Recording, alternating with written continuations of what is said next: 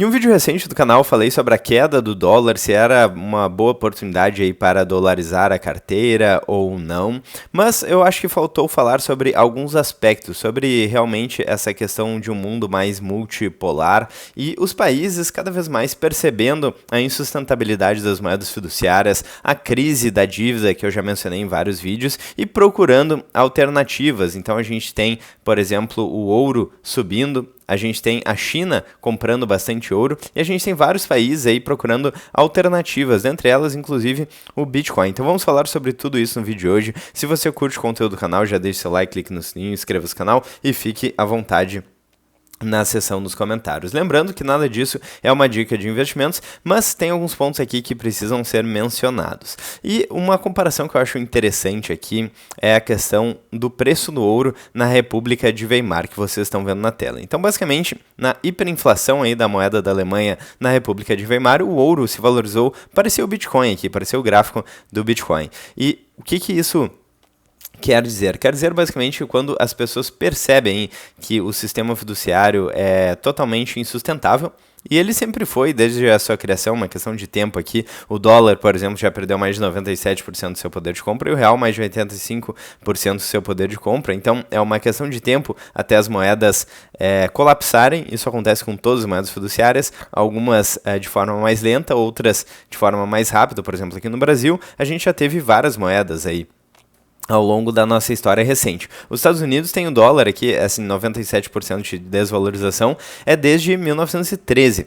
Mas mesmo os Estados Unidos estão chegando a uma situação um tanto insustentável, aí, com mais de 37 trilhões de dólares de dívida. E eu mostrei também aquela reportagem que falava sobre a redução aí do rating de crédito dos Estados Unidos. Então, vários países, várias empresas e vários investidores estão buscando um porto seguro, ou seja, para qual ativo eles vão migrar depois ou durante o colapso do dólar. Muitos países estão investindo aí, estão apostando no ouro. E essa reportagem aqui da UOL fala sobre isso justamente. Então, a reportagem de dezembro de 2024, porque a China está comprando mais ouro do que todos os países do mundo. Então falam sobre o depósito de ouro que aparentemente foi encontrado aqui na China, mas de uma maneira geral, os investidores estão cada vez mais percebendo aí o problema do crédito das moedas fiduciárias. Isso não vale só para os Estados Unidos, tá? Porque o problema da dívida e da inflação acontece na União Europeia, acontece na América Latina, acontece nos Estados Unidos, acontece na China, acontece em todos os lugares. E as pessoas que estão minimamente percebendo o que está acontecendo já viram que a situação é insustentável e estão prospectando aí outras possibilidades. E o ouro, então, historicamente, durante milênios, foi visto como uma reserva de valor. Então, existe uma inflação no ouro, que é determinada pela mineração do ouro, mas existe sim uma escassez física no ouro. Certo que depende aí da quantidade de ouro que vai ser minerada, mas o ouro ainda é visto então como porto seguro para vários investidores. Se a gente pegar, por exemplo, o gráfico do preço do ouro, a gente vê que ele subiu bastante aí, se valorizou bastante o preço do ouro, principalmente nos últimos 12 meses. Então, com mais de 42% de valorização em dólar nos últimos 12 meses. Então, a gente vê aí, basicamente, o dólar se desvalorizando frente às possibilidades aí em um mundo mais multipolar, buscando outras alternativas de reserva de valor, seja no ouro e algumas pessoas também no Bitcoin. Não à toa, o Bitcoin está na máxima histórica e a gente tem vários investidores correndo aí, fazendo a corrida para o Bitcoin. Por exemplo, os maiores investidores aí, os maiores detentores de Bitcoin, pelo menos segundo essa reportagem da Exame de dezembro também de 2024, então um pouco desatualizada. Desde então a MicroStrategy já comprou bastante Bitcoin, mas naquela época então existiam os ETFs à vista, em primeiro lugar, Satoshi Nakamoto, então com mais de 1 milhão de Bitcoins, Binance, né, Exchanges, enfim, MicroStrategy, e aqui, muito importante, o governo dos Estados Unidos e o governo da China.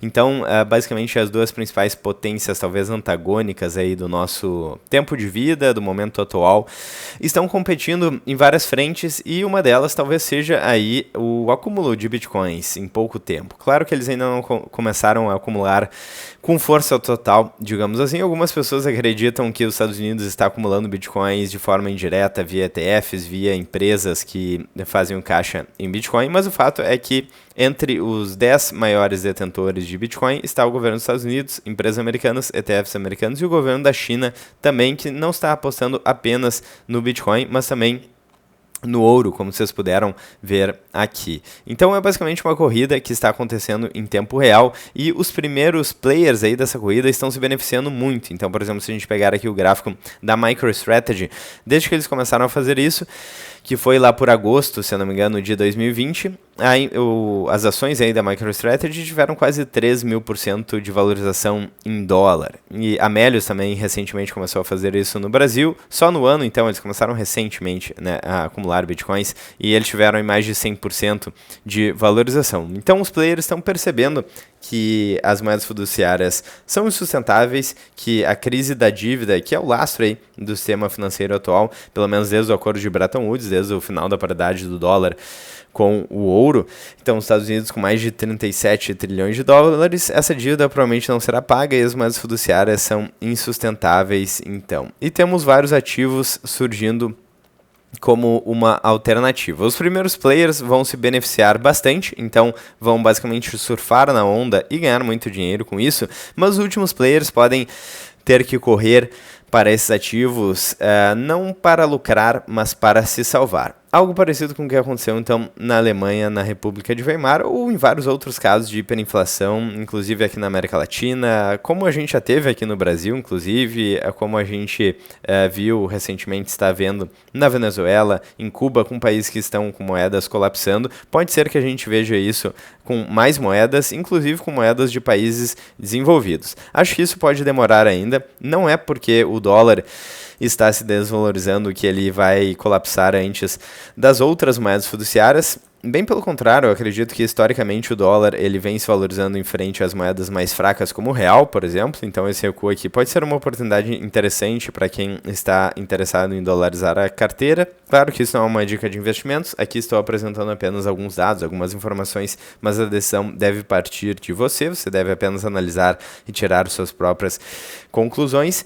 Eu acredito que o problema não está acontecendo apenas no dólar, mas sim nas moedas fiduciárias de uma maneira geral. Então se você acreditar aí na promessa que você pode investir apenas no Brasil e ganhar dinheiro real, ter um lucro real com isso, você pode cair numa grande armadilha. O gráfico aqui do Ibovespa corrigido pelo dólar mostra muito bem isso, porque alguém comprou o dólar em 2010, 2011 e segurou até agora, corrigindo pelo dólar, então perdeu dinheiro. Não precisa nem corrigir pela expansão na base monetária, simplesmente corrigindo pelo dólar já não existe ganho real positivo. Então tome cuidado para não cair aí na armadilha de ativos em moedas que estão colapsando.